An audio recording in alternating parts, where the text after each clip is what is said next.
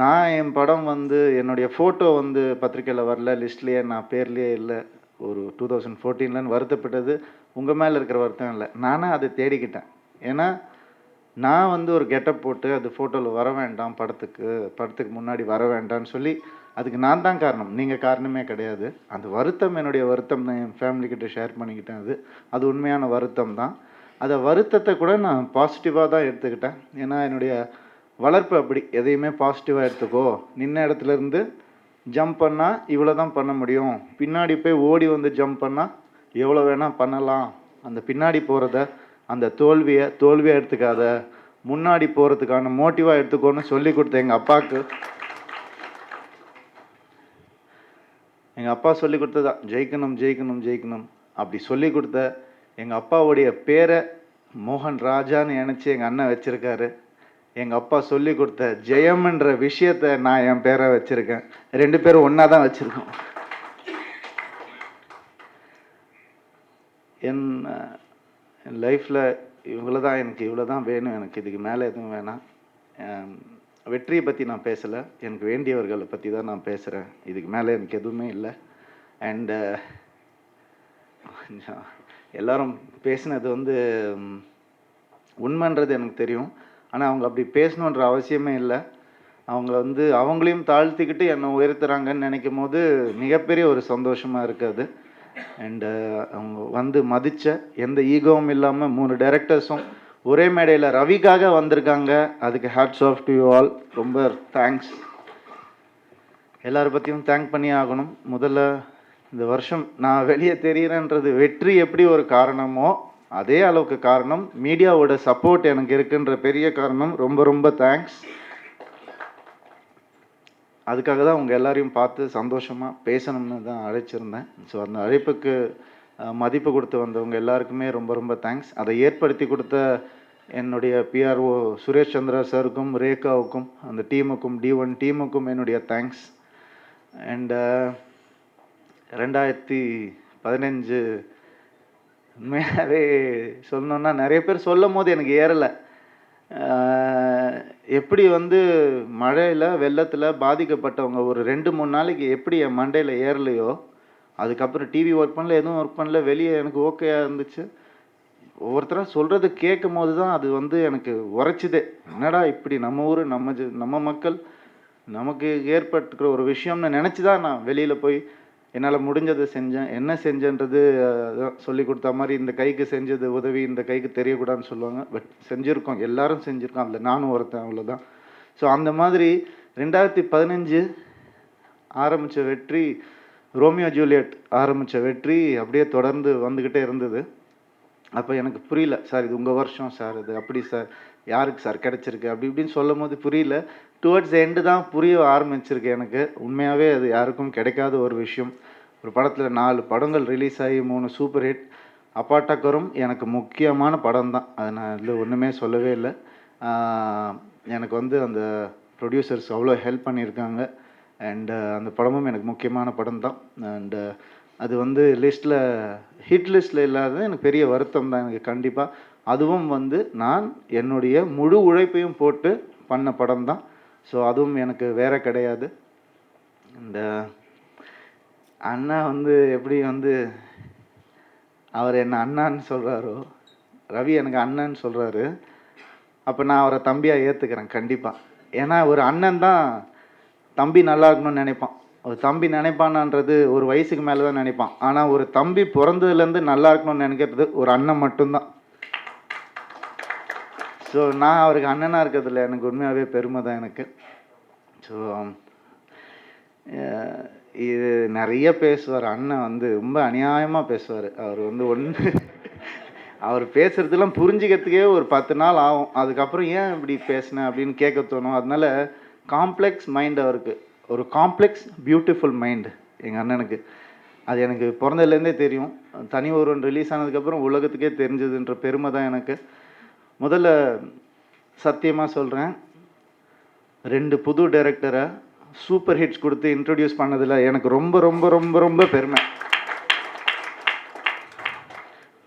இது நடக்காத ஒரு விஷயம், அது நான் நடத்தியிருக்கேன்ற சத்தியமாக ஒரு பெருமை எனக்கு எப்பவுமே இருக்கும். அண்டு அது லக்ஷ்மண் சார் பற்றி சொல்லணுன்னா அவ்வளோ ஒரு சின்சியர் டெடிக்கேட்டட் ஒர்க்கர். ஒரு பெரிய ஹிட்டு கொடுத்த அப்புறமும் நான் தான் வேணும்னு என்கிட்ட வந்திருக்காரு. அதுக்கு ரொம்ப தேங்க்ஸ். நீங்கள் வேறு யார்கிட்ட என்னோட பெரிய ஹீரோ கிட்ட போகணுன்னு தான் நான் ஆசைப்படுவேன். ஆனால் நீங்கள் என்ன தேடி வந்ததுக்கு முதல்ல ரொம்ப தேங்க்ஸ். அடுத்த படமும் நாங்கள் பண்ணுறோம். கண்டிப்பாக அதுவும் ஒரு சூப்பர் ஹிட்டாக அமையும். அருமையான கதை. அண்டு அண்ணனை பற்றி நான் எல்லா வாட்டியும் சொல்லி தான் இருக்கிறேன். தனி ஒருவன் வந்து என்ன மறுபடியும் சினிமாவில் பிறந்த என்ன, சினிமா வளர்த்த என்ன, மறுபடியும் சினிமாவை லவ் பண்ண வச்சது தனி ஒருவன் தான். அந்த லவ் செகண்ட் டைம் லவ் பண்ணுறதெல்லாம் சினிமாவை நடக்காத ஒரு விஷயம். திருப்பியும் என்னை லவ் பண்ண வச்சது சினிமாவை. அது அண்ணனால தான். நான் சினிமாவை லவ் பண்ணுறது கரெக்டுன்னு ப்ரூவ் பண்ணுறது அது அண்ணன் தான். தனி ஒருவனால தான். எல்லாரும் வந்திருக்கிறவங்க எல்லாருமே எனக்கு முக்கியமான சதீஷ் சார்லாம் வந்து அவ்வளோ கஷ்டப்பட்டுருக்கார் படத்துக்கு. எனக்கு நல்லா தெரியும். பேராண்மையெல்லாம் எங்கள் அம்மா வந்திருக்காங்க. எங்கள் அம்மா சொன்னாங்க, பேராண்மையில் ஒரு ஷார்ட் கூப்பிட்டு காமிச்சேன், ஷூட்டிங்க்கு வந்தாங்க. ஏய் நீ இருக்கிறதே எனக்கு தெரிலடா, கேமரா சூப்பராக இருக்குடா அப்படின்னு சொன்னாங்க. ஸோ அப்போதுலேருந்தே உங்கள் மேலே எனக்கு கடுப்பு தான் அப்படின்னு சொன்னாங்க. அப்பாவும் சொன்னாரா? ஆனால் இதில் நான் இருக்கேன்னு சொல்லாமல் இருக்க முடியாது, ஏன்னா பெருசாக இருக்க வாய்ப்பே இல்லை. ஸ்ரீகாந்த் தேவா சார் லைக் அ பிரதர், ஒரு ஃபேமிலி அதை சொல்லி ஆகணும். எங்கள் மாமனார் நிறையா கஷ்டத்தை தாங்கிட்டு இருந்திருக்கார். நான் இல்லை, அப்பா அம்மானா நான் அவங்க இல்லாமல் நான் இல்லை, எந்த வகையிலையுமே அவங்க இல்லாமல் நான் இல்லை. அவங்க தான், அதுதான் உண்மை. ரொம்ப மதர்-இன்-லா, அம்மா மாதிரி எனக்கு. அண்டு ஆனந்த் இன்னைக்கு அவர் உண்மையாகவே எனக்கு ஒரு தம்பி மாதிரி. அண்ட் என்னுடைய மேக்கப் மேன் வந்திருக்காரு, ராமகிருஷ்ண காரு. என் ஜெயம் படத்துலேருந்து ஒரே மேக்கப் மேன் தான் எனக்கு, அவர் தான். ஆமாம், உங்களுக்கு போர் அடிக்கலையா மூஞ்சிக்கு மேக்கப் போட்டு? ஆனாலும் ஒவ்வொரு படத்துலையும் வித்தியாசமாக என்னை காட்டணும்னு ஆசைப்படுவார். அதுக்காக நிறைய ரெஃபரன்ஸ்லாம் கொடுப்பாரு. ரொம்ப தேங்க்ஸ். என்னுடைய காஸ்டியூமர் நாகேஸ்வரராவ், அப்புறம் ராஜா, என் ஃபேன்ஸ் ராஜா, ரொம்ப தேங்க்ஸ். என் மேனேஜர் குமார், அவருக்கும் ரொம்ப தேங்க்ஸ். நிறையா விட்டு போயிருந்தா மன்னிச்சுக்கோங்க. மதன் வந்திருக்காரு, எனக்கு பாக்ஸிங்கில் அவர் தான் ட்ரெயின் பண்ணார். தேங்க்யூ மதன். இன்றைக்கி உங்களால் நான் என்னுடைய பெருமை பேசப்பட்டது. ரொம்ப தேங்க்ஸ். அண்ட் யார் புருஷ் எங்கே? புருஷோத்தம் அவர் பேர். நாங்கள் புருஷன் கூப்பிடுவோம். அவர் என் ஸ்கூல் ஃப்ரெண்டு. இன்றைக்கி எங்கள் ஆஃபீஸில் ஒர்க் பண்ணுறாரு. ஆலினால் அவர் எல்லா வேலையும் பார்ப்பார், புருஷன்றவர் அவருக்கு. அண்ட் ஒவ்வொருத்தருக்கும் கடைசியாக விட்டு போகல, கடைசியாக சொல்லணும் தான் வச்சுருந்தேன். ஏன்னா சுட விஷயம் இது. பூலோகம் படம் ஒரு கதை சொன்னப்போ எங்கள் அப்பா அண்ணனும் கொஞ்சம் யோசித்தாங்க. நான் கொஞ்சம் வேறு மாதிரி யோசித்தேன், இது பண்ணியே தீரணும் அப்படின்னு. எங்கள் அப்பா அண்ணனும் டேய் நீ பார்த்துக்கூடா, நீ இந்த கேரக்டர் எப்படிப்பட்ட கேரக்டர் தெரியுமா, உனக்கு முடியுமா, என்ன இது எல்லாம் சொன்னாங்க. நான் சொன்னேன், நம்புங்க எனக்கு இது பிடிச்சிருக்கு அப்படின்னு. நான் லைஃப்பில் இண்டிவிஜுவலாக இல்லை, ஓட்டு அதிகமாக போட்டு வின் பண்ண ஒரு படம் பூலோகம். இவங்க 2 பேர் கூடயும். அதனாலேயே நான் வேண்டிகிட்டு இருந்தேன், என் டெசிஷன் தப்பாயிடக்கூடாதே கடவுளே அப்படின்னு. அதுக்கு டபுளாக இன்றைக்கி அந்த சக்ஸஸ் கிடச்சிருக்கு.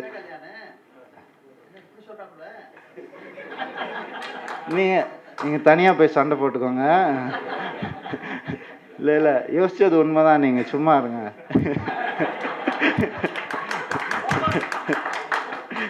நான் அண்ணா சப்போர்ட் பண்ணேண்ணா, அண்ணா சப்போர்ட் பண்ணிட்டாரு. எஸ், கொஞ்சம் அப்படிப்பட்ட படம் இது. இது பூலோகமாக தெரியணும் ஒருத்தனா, அது கஷ்டப்பட்டு தான் ஆகணும். அதுக்கு நான் ரெடியாக இருந்தேன். ஸோ அதுக்கு கிடைச்ச வெற்றி தான் இன்றைக்கி. ஒரு உண்மையாகவே இந்த நம்ம சினிமா ஒன்று, அது இல்லாமல் ஒரு சோஷியல் சைடு ஒன்று இருக்குது. இந்த சினிமாவையும் சோஷியல் சைடையும் மிக்ஸ் பண்ணுறதுல மாஸ்டர் ஜனநாதன் சார் தான். ஜனநாதன் சார் தான். அந்த ஒரு ஸ்கூல்ல இருந்து வந்த ஒருத்தர் கூட நான் படம் பண்ணணும்னு நினச்சேன். கல்யாண் சார், குருவை மிஞ்சிய சிஷ்யனாக தான் நான் எப்போவுமே பார்ப்பேன். அவர் கல்யாண் சார் ரொம்ப முக்கியமான ஒரு நபர் தமிழ் சினிமாவுக்கு கிடச்சிருக்காரு. அதில் எனக்கும் பங்கு இருக்குன்னு நினைக்கும்போது ரொம்ப பெருமையாக இருக்குது. என் ஒய்ஃப் பற்றி சொல்லன்னு நினைக்கிறேன். ரிலீஸ் ஆகிடுச்சு, படம் ரிலீஸ் ஆகிடுச்சு, ஹிட் ஆகிடுச்சு பூலோகம். அவங்க எதுவுமே சொல்லலை. இப்படி அப்படியே பார்ப்பாங்க என்ன நானும் பார்ப்பேங்க, வித்தியாசமாக பார்க்குறது, இத்தனை வருஷம் அப்படி பார்த்தது இல்லையே, அப்படியே பார்த்து நீயா பண்ண அந்த படம்? வீட்டில் பூனை மாதிரி இருப்ப, இப்போ வெளியே போய் இப்படி வந்து பண்ணிட்டு வர ஒரு வேலை பண்ணிட்டு வந்திருக்கிறியே அப்படின்னு சொல்லி கேட்டாங்க. சத்தியமாக எனக்கே வேறையாக தெரிஞ்ச இத்தனை வருஷம் வந்து நான் பார்க்காத ஒரு ரவியை நான் பார்த்தேன் அப்படின்னு சொன்னாங்க. ஸோ அந்த வேலையை ஒழுங்காக செய்ய விட்டாங்க என்ன. ஸோ தேங்க்ஸ் அதுக்கு. அண்ட் என் பசங்க நான் மறக்கவே மாட்டேன். அவங்களும் வந்து என் பையன் ஏன் டைலாக் பேசுவான்னா, அவன் நேத்தன் ஜோன்ஸ் டைலாக் பேசுவான். ஒய் வெஸ் புலோகம் வெஸ் புலோகம், அவன் அந்த இப்படி வந்து கேட்பான். அந்த டைலாக் பேசிகிட்டு இருக்கான். அவனுக்கு அது பிடிச்சிருக்கு. சரி ஓகே. உண்மையாகவேங்க எனக்கு இவ்வளோ தாங்க, என் உலகம் இவ்வளோ தான். இந்த உலகம் எனக்கு போகிறோம். எனக்கு ரொம்ப திருப்தியாக இருக்குது. என்னை வந்து ஒழுங்காக வேலை செய்ய விட்டிங்கன்னா நல்லா வேலை செய்வேன் நான்.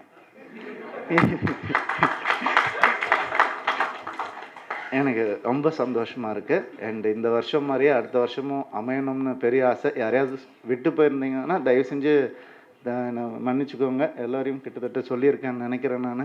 அண்டு இந்த வருஷம் மாதிரி இந்த ஒரே ஒரு விஷயம் மட்டும்தான். அப்பா ஆமாப்பா சாரிப்பா. நந்தகோபால் சார் முதல்ல எனக்கு ஹிட்டு கொடுத்த என் ப்ரொடியூசர் நந்தகோபால் சாருக்கு வந்து ரோமியோ ஜூலியட் ப்ரொடியூசர், அவருக்கு தேங்க் பண்ணேன். இன்றைக்கி அவர் வர முடியல, உடம்பு சரியில்லை, அவர் கூப்பிட்டுருந்தேன். அதே மாதிரி ஆஸ்கார் சுரேஷ் சார் வந்துட்டார். ஆஸ்கார் சாரால் வர முடியல, அவர் பொதுவாகவே இந்த மாதிரி ஈவெண்ட்ஸுக்கு வரமாட்டார் அவர். ஸோ அவருக்கு வந்து மிக மிக தேங்க்ஸ். இந்த படத்தை என்னுடைய உழைப்பை வெளியே காமிச்சதுக்கு மிக மிக நன்றி. ஆஸ்கார் சுரேஷ் சாருக்கும் நன்றி. அண்டு நம்ம ஏஜிஎஸ் என்டர்டெயின்மெண்ட்ஸ் தமிழுக்கு ஒரு செம்ம சினிமாவை கொடுத்த, அதில் என்னையும் சேர்த்துக்கணும்னு நினச்ச அகோரம் சாருக்கு ரொம்ப நன்றி. பூலோகம் வந்து ஒரு பூலோகத்துக்கும் பயங்கரமாக சப்போர்ட் பண்ணார். வெளியிலேருந்து சொன்ன முதல் நபர் அவர். இந்த படம் பாருங்கள் சார், உங்களுக்கு எப்படி வரப்போகுது, தனி ஒருவனோட நான் பூலோகம் எக்ஸ்பெக்ட் பண்ணுறேன் சார்னு 2 படம் ரிலீஸ் ஆகும் முன்னாடியே சொன்னார் அவர். ஸோ அவருக்கும் ரொம்ப ரொம்ப நன்றி. அண்டு 2014 எனக்கு பயங்கரமான ஹார்ட் ஒர்க் பண்ணியிருக்கேன். அதுதான் 2015 எனக்கு கிடைச்ச வெற்றிக்கு காரணம். வேறு எதுவும் எனக்கு சொல்ல தெரியல. அதுக்கு என்னுடைய சப்போர்ட்டுக்காக இருந்த எல்லாருமே இருக்கீங்க இங்கே. அதனால் உங்கள் முன்னாடி சொல்கிறதுல பெருமை தான். 2016 இதே மாதிரி அமையும். ஏன்னா இந்த வருஷமும் நான் கஷ்டம்தான் பட்டுட்ருக்கேன். இந்த கஷ்டப்படுறது எனக்கு பிடிக்கும். நன்றி, வணக்கம். இப்போ இனிமேல் சினிமாவிலேயே ஹீரோக்கள் தான் அதிக கஷ்டப்படணுன்ற மாதிரி ஒரு இது வந்தது. இப்போ நீங்களாகட்டும், அதர்வா பண்ணதாகட்டும், நடிப்புங்கிறத மீறி கிட்டத்தட்ட அதுவாகவே மாறி நீங்கள் இருக்கிறது. இந்த புது மாற்றத்தை எப்படி பார்க்குறீங்க சார்? கமல் சார் படாத கஷ்டமா சார்? அங்கேருந்து ஆரம்பிச்சது தான் சார். எனக்கெல்லாம் அவர் தான். நான் எல்லார்கிட்டேருந்து எனக்கு இன்ஸ்பிரேஷன் இருக்குது. பிரபு சார்லேருந்து, கார்த்திக் சார்லேருந்து, ரஜினி சார்லேருந்து, விக்ரம் அண்ணாலேருந்து, சூர்யா சார்லேருந்து, விஜய் அண்ணா, அஜித் சார், எல்லாருக்கிட்டேயுமே நான் ரொம்ப இன்ஸ்பயர் ஆகி தான் பண்ணியிருக்கேன் சார். அவங்க பண்ண கதைக்கு அவங்க நான் மோல்ட் ஆகணும்னு நினச்சேன். நான் பண்ண கதைக்கு நான் மோல்ட் ஆகணும்னு நினச்சேன். தனி ஒருவனில் அதுக்கான என்ன லுக் இருக்குமோ அது இருக்கணும்னு நினச்சேன். அப்புறம் ரோமியோ ஜூலியட்டில் இருக்கணும்னு நினச்சேன். பூலோகம் வந்து எப்பவுமே டைட்டில் ரோல் ப்ளே பண்ணுறது ரொம்ப ஒரு ரெஸ்பான்சிபிலிட்டியான ஒரு விஷயம் சார். ஸோ அந்த ரெஸ்பான்சிபிலிட்டியை நான் எடுத்துக்கிட்டேன். ஸோ அதுக்கு அந்த உடல் எக்ஸசைஸ் எல்லாமே தேவைப்பட்டது. ஸோ நல்ல விஷயமாக தான் இருக்குது சார் அது கண்டிப்பாக.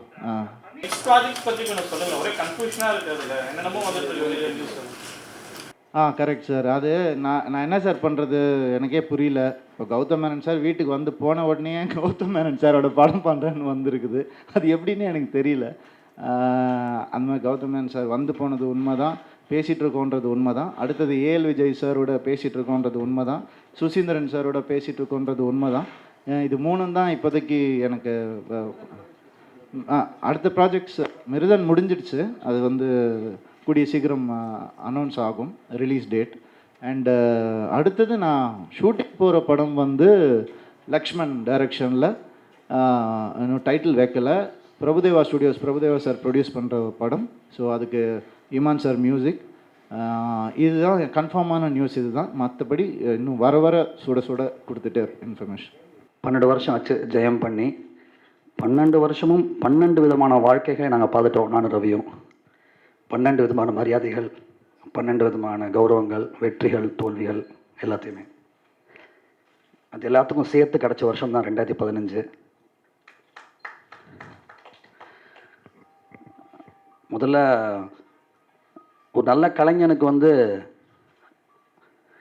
அண்ணன் தாயா வாழ்க்கை கொடுக்குறாங்கிற பட்டம் முதல்ல ஒழிஞ்சுது. அதில் பெரிய சந்தோஷம் எனக்கு. யாரை பார்த்து அண்ணன் வாழ்க்கை அவன் வாழ்க்கைன்னு, அவன்லாம் பேராண்மை பண்ணும்போது யார் அவன்? எம் குமரன் பண்ணும்போது யார்? ஜெயம் பண்ணும்போது எம் குமரன் திறமை இருக்குது, எம் குமரன் பண்ணும்போது பேராண்மை பண்ணுற திறமை இருக்குது. அப்பப்போ அதுக்கேற்ற மாதிரி வேலை செய்யணும்னு அது தன்மையை புரிஞ்சுக்கிட்டு, சரி என்ன சொன்னான் எங்கள் அண்ணனோட இது தெரியும், தனியார் ஒன்று ப்ரெஸ் மீட்டில் சொன்னான். இந்த தருணத்துக்காக நான் காத்துட்டு இருந்தேன் அவனை பற்றி சொல்கிறதுக்கு. அண்ணனும் யாரும் தேவையே இல்லை அவனுக்கு. அப்படி பின்னாடி நாங்கள் இருக்கோம், அப்பாவும் நானும் அப்படி வச்சுருக்கோம். அவனை தனியாக நிற்கிறதுக்கான தகுதிகளை கொடுத்துருக்கோம். இந்த 12 வருஷம் எங்களுடைய உழைப்பு, இந்த வெற்றி, இந்த அறிவு எல்லாமே ஒரு தனி மனுஷன் கிட்டத்தட்ட 60 வருஷமாக சினிமாவில் கதை தான் ஜெயிக்கும், வேறு எதுவுமே ஜெயிக்காது அப்படிங்கிற ஒரு மந்திரத்தை மட்டுமே நம்பிட்டு இருக்கேன். எங்கள் அப்பா டைரக்டர் மோகன் சார். பகட்டு, சும்மா தற்காலிக வெற்றி, இது எதெல்லாம் கிடையாது. உழைப்பும் சினிமாவுக்கு தேவை, மக்களுக்கு தேவை கதை, நல்ல கதை. அதை மட்டுமே நம்பு, என்னைக்கோ வெற்றி வரும். இந்த நடு சில வருடங்களில் ஆனால் லிஸ்ட்டில் என் பேரே இல்லைனான்னு சொல்லி ரவி வருத்தப்பட்டிருக்கான். நான் சொல்லணுன்னா என் அண்ணன் ஜெயம் ரவி நிறைய விஷயம் கற்றுக்கிட்டு இருக்கேன். நானும் ஒரு தனி ஊரம் முடிக்கிறதுக்குள்ளேயே எனக்கு அவ்வளோ என்னுடைய எல்லா பேஷன்ஸுமே போயிடுச்சு. இந்த பூலோகம் மாதிரி ஒரு படத்தை நான் போன வருஷம் 2014 பிப்ரவரி மாதம் பார்த்தேன், இந்த ஃபினிஷ் ப்ராடக்டை. அந்த உடைப்பை 1.5 வருடம் முன்னாடி காப்பியாக பார்த்துட்டு, ஒரு 2 வருடம் முன்னாடி காப்பியாக பார்த்து, அதாவது 4 வருஷமாக உழைச்ச ஒரு உழைப்பு, 2 வருஷமாக பொட்டியில் கிடக்கிற உழைப்பை தாங்கிட்டதுக்கு உண்மையிலே ஹேட்ஸ் ஆஃப். பொறுமைனா என்ன நான் அவன்கிட்ட கற்றுக்கிட்டு இருக்கேன். ஆனால் அந்த பொறுமை அவனை பற்றி கேட்கும்போது ஒன்று சொல்லுவான், ஆனால் நான் பரவாயில்லண்ணா, டைரக்டர் ஒருத்தருக்காரு கல்யாணம்னு சொல்லிட்டு, அவர் எப்படிண்ணா அப்படின்னா, எனக்கு ரவி இன்ஸ்பிரேஷன், ரவிக்கு கல்யாண் இன்ஸ்பிரேஷன். சந்தோஷமாக இருக்குது. இருந்தாலும் என்ன வேணும் வெற்றி, ரவி கொஞ்சம் குண்டாக இருக்கான், ஏன் இவ்வளோ ஏங்க உங்களுக்கு என்கிட்ட வந்து சொல்லுவாங்க, உங்களுக்கு அண்ணம்மா இருக்கார் ரவி குண்டா அப்படின்னா. இருப்பா, வரும் பூலோகம், அதுக்கு என்ன காரணம்னு தெரியும். அது சந்தோஷப்படல. என்ன வந்து தம்பி இளமையாக இருக்குன்னு சொன்னால் நான் சந்தோஷப்படுறதுக்கு இல்லை, அது வருத்தம் தான் எனக்கு. இவர் தெரியும், பூலோகம் வரும்போது தெரியும். என்னது ரவிக்கு ரொமான்டிக்காக இல்லையா? அட்ரா ஒரு ரோமே ஜூலியட்டு பா, என்ன ரொமான்டிக்கு அடிச்சு மரண். அதாவது பக்கா சினிமா மாஸ்னா ஒரு படம், சரி மாஸ் காமிச்சாச்சா, பக்கா கிளாஸ் தனி ஒருவன் அடி, அதையும் முடியும். அடுத்த 3ஆம் மாதம் ரிலீஸு, அடுத்த 2வது மாதம் இன்னும் ரிலீஸ் ஆகுது. உண்மையான தமிழ்நாட்டு மாஸ்னா என்ன? பூலோகம். இப்படி ஒரு கிளாப்ஸ், இப்படி ஒரு ரிசப்ஷன், உண்மையிலேயே இப்படி ஒரு மாஸுங்கிற ஒரு ஏரியா இருக்குன்னு சினிமா காமிச்சிருக்காரு கல்யாண கிருஷ்ணன். உண்மையான மாஸ் என்ன, அடித்தட்டு மக்கள் என்ன, அவங்க உணர்வுகள் என்ன, இன்னைக்கு வாழ்க்கை என்னன்னு சொல்லிட்டு தெரியல. எனக்கே வந்து எங்கேருந்தோ நான் பூலோகத்தை பார்த்தா இன்ஸ்பயர் ஆகிருப்பேன்னு தோணுது எனக்கு, தனி ஒரு எமோஷன் பார்க்கும்போது. ஏன்னால் நான் சொல்கிறேன், கதையே நான் வந்து 2012 கேட்டேன். இல்லை இன்னும் இப்போ 9-10 எனக்கு 10 கதை கேட்டாச்சு. அதுலேருந்து இன்ஸ்பிரேஷன் வந்திருக்கலாம் எனக்கு, இதை நான் மனப்பூர்வமாக நான் ஒத்துக்கிறேன். அது ஏன்னா இந்த கார்ப்பரேட் ஃபீல்டு, இந்த எல்லாம் அழுத்தம், இன்னைக்கு உண்மையான வில்லன் யார் வந்திருக்கலாம். ரொம்ப சந்தோஷம் எனக்கு. வந்திருந்தால் அதோட எனக்கு சந்தோஷம் கிடையாது. நான் வந்து பேசிட்டே இருப்பேன் நிறைய விஷயங்கள்.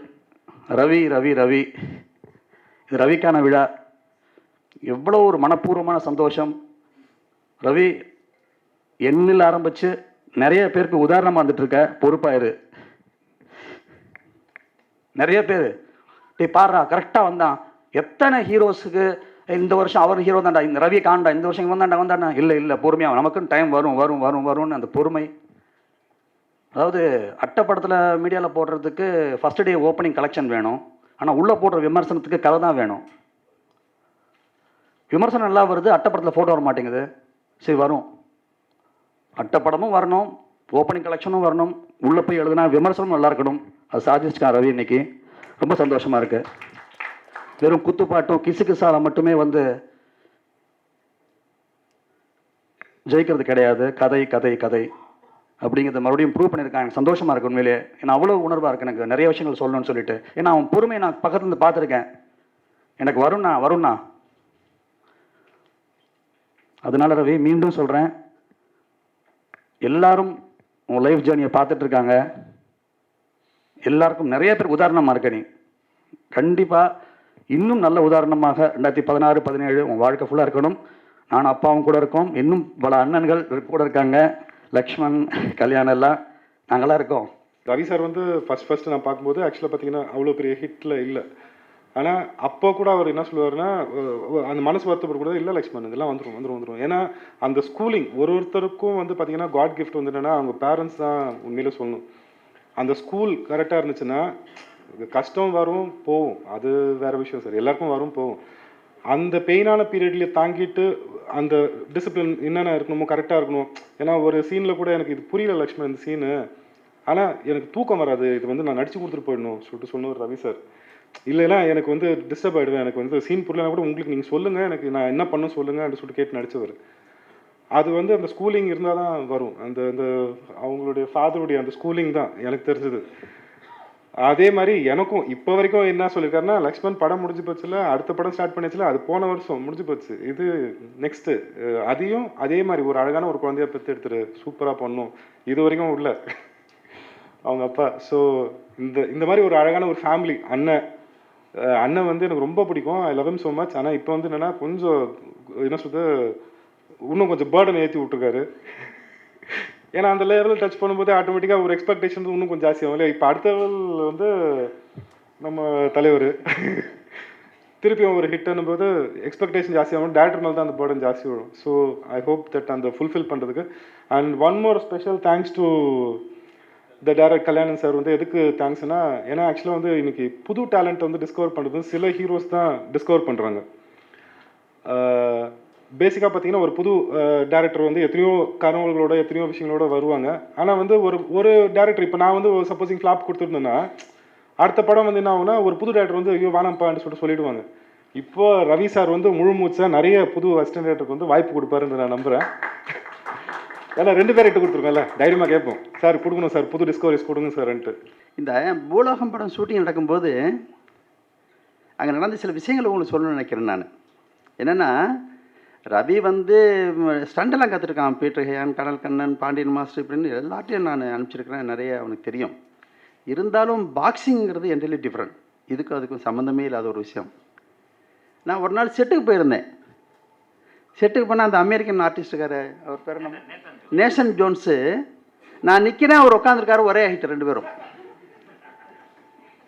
அவன் உண்மையாகவே பாக்ஸர். அவன் நிறைய படங்கள் பார்த்துருக்குறேன், நான் இங்கிலீஷ் படங்கள்லாம் பார்த்துருக்குறேன், நிறைய படங்கள் பார்த்துருக்குறேன். அன்னையிலேருந்து ரவியை நான் வீட்டிலேருந்து அனுப்பும் போதெல்லாம் ஒரு வார்த்தை தான் சொல்லியிருப்பேன், அப்பா ஜாக்கிரதப்பா ஜாக்கிரதப்பா. ஒரு பஞ்சு விட்டா போகிறோம், தலை திரும்பிக்கும். ஒரு பஞ்சு தான், தேவையே இல்லை, வேற ஒன்றுமே தேவையில்லை, ஒரே பஞ்சில் தலை திரும்பிக்கும். பார்த்துக்கடா இதைத்தான் சொல்லி அனுப்பிச்சேன் நான்.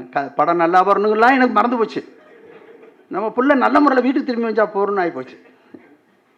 இல்லை எதுக்கு சொல்கிறேன்னா, இப்போது பேராண்மை பார்க்கும்போது, பேராண்மை ஷூட்டிங் நான் பார்த்துருக்கேன், என் படங்கள்லாம் இருக்குன்னு வச்சுக்கோங்க, எல்லா படத்துலையும் கஷ்டம்தான் அவனுக்கு, அது படம் கஷ்டமே இல்லாத படமே கிடையாது. ஒரு வாட்டி திரும்பி பார்த்தீங்கன்னா சந்தோஷப்படுற மாதிரி ஒரு படம் பண்ணுறது ரொம்ப கஷ்டம்தான். அந்த அந்த ஒரு பணிவு அதெல்லாம் ரொம்ப கஷ்டம். நம்ம செய்யும்போது எல்லாத்தையும் சொல்லிடுறோம். அது பேராண்மை பார்க்கும்போது பார்த்தா அட்டக்கடி அது இது 12 கிலோ வீட்டில் சாப்பிடவே மாட்டான், எங்களுக்கே வைத்திருச்சாங்க, எதுக்குடா படம் பண்ணணும்னு ஆகிப்போம் உங்களுக்கு. எதுக்கு சொல்ல 12 கிலோ இறக்கி அதே உருவம்லாம் இறக்கி அப்படி பண்ணிட்டு வந்தேன். இப்படி சொல்கிறேன் நான், இந்த படத்தினுடைய கஷ்டங்கள் சொல்கிறேன் நான். அந்த அளவுக்கு பாக்ஸிங் வந்து உணர்ச்சிகரமான விஷயம். இது கலாச்சாரத்தில், நம்ம கலாச்சாரத்துலேருந்து வந்த ஒரு மேட்ரு. இந்த அதாவது எல்லாரும் காதல் கதையும் அது இதையும் எடுத்துக்கிட்டு இருக்கும்போது இந்த நம்ம கல்யாண் இந்த ஒரு சப்ஜெக்டை எங்கே இருந்து அது மைண்டில் வந்து இதை பண்ணால் நல்லாயிருக்கும்னு தெரிஞ்சு அதை பாருங்கள் எங்கே இது அதில் என்னென்ன கேட்கும்போது புதுசாக இருந்தது. நம்ம எப்போவுமே ரொட்டீனாக பண்ணிக்கிட்டு இருக்க கதையிலேருந்து மாறுபடுறான். இப்போ தனி உரனாகட்டும் இதாகட்டும் ரொட்டீனாக எப்போவுமே கேட்டுக்கிட்டு இருக்காது காதுக்கு. சில பேர் உட்காந்தோன்னே ஒன்றும் இல்லை, நம்ம லக்ஷ்மணன் எனக்கு சொல்லும்போது ஒரே வார்த்தை தான் எனக்கு அந்த அந்த படத்துலேயே, அது ரோமியோ ஜூலியட்டில் ஒரு பாயிண்ட்டுக்காக தான் படமே பண்ணேன். என்ன அம்மா நான் உன்னை விட்டுறேம்மா, என்ன உனக்கு பிடிக்கல, இல்லை நான் பணக்காரன் இல்லை, நான் உன்னை விட்டுறேம்மா. ஆனால் எனக்கு ஒன்றை மாதிரி ஒரு பொண்ணை செலக்ட் பண்ணி வச்சுட்டு நீ போ. இந்த ஒரு வார்த்தை தான் அந்த கதைக்கே. இந்த ஒரு வார்த்தைக்காகத்தான் நான் அந்த படத்துக்கு டைரக்ஷன் கொடுத்தேன். அவர் நல்லா டைரக்ட் பண்ணுவாரா இல்லையா என்ன, ஒரு நல்ல பாயிண்டை பிடிச்சிருக்காரு. எப்பவுமே வேண்டியது அதுதான், உங்களுக்கு வேற ஒன்றும் கிடையாது. அது மாதிரில அது பிடிச்சாரு. இப்போ தனி ஒருவனை பற்றி சொல்ல வேண்டியதே இல்லை. அந்த கதையினுடைய காராம்சமே வந்து ஆடியன்ஸை உட்கார வச்சிரும். அது எனக்கு தெரியும், முதல்லே தெரியும். கல்யாணம் எனக்கு என்னென்னா புதுசாக சொல்லிச்சு, பாக்ஸிங் இது வரல யாரும் பண்ணல. எம் குமரன் நம்ம வேறு மாதிரி சொன்னோம், சப்ஜெக்டு ஃபாதர் மதர் அந்த கதை அதெல்லாம் வேறு மாதிரி. இந்த கதையில் உலகம்னு சொல்லும்போது நார்த் மெட்ராஸு மாசு இவர் சொன்ன கதையிலேருந்து சாராம்சம் எல்லாம் வந்து ஆடியன்ஸ்ட்டை கீழே இருக்கிற ஆடியன்ஸை கொண்டு போய் சேர்க்கும் அப்படிங்கிற எண்ணத்தில் தான் இந்த படம் பண்ணது. நான் நினைத்த எல்லாமே ரொம்ப நல்லா வந்தது. இதில் ரொம்ப முக்கியமாக 3 தயாரிப்பாளர்களும் ரோமியோ ஜூலியட் எடுத்தவராகட்டும், அதே மாதிரி தனி ஒருவன் எடுத்தவராகட்டும், அதே மாதிரி ஆஸ்கார் ரவி அவர்களாகட்டும், எங்களுக்கு ரொம்ப வேண்டியவங்க. 3 பேருமே எனக்கு ரொம்ப வேண்டியவங்க. அவங்களுடைய படங்கள் இவ்வளோ பெரிய வெற்றி அடைஞ்சதுக்கு எங்களுக்கு எவ்வளோ பெரிய சந்தோஷம் வெளியில் சொல்ல முடியாது. இதில் இந்த மீட்டிங்கை பொறுத்தவரை நான் உங்கள்கிட்ட மறுபடியும் பேச வந்தது காரணமே என்னென்னா, வேறு எந்த முகமும் இல்லை சினிமா முகங்கள். நீங்கள் மட்டும் ப்ரெஸ்ஸு மீடியா மட்டும்தான் இருக்கீங்க. அது எனக்கு ரொம்ப சந்தோஷமான விஷயம். அதுக்காக தான் மறுபடியும் உங்கள்கிட்ட சந்தோஷமாக பேசுகிறதுக்கு வந்தேன். ரொம்ப சந்தோஷம். உங்களுடைய நல் வாழ்த்துக்களும் எங்கள் குடும்பத்து மேலே வச்சிருக்கிற அக்கறையும் என்றும் இருக்கும் வேண்டிக்கிறேன். நன்றி.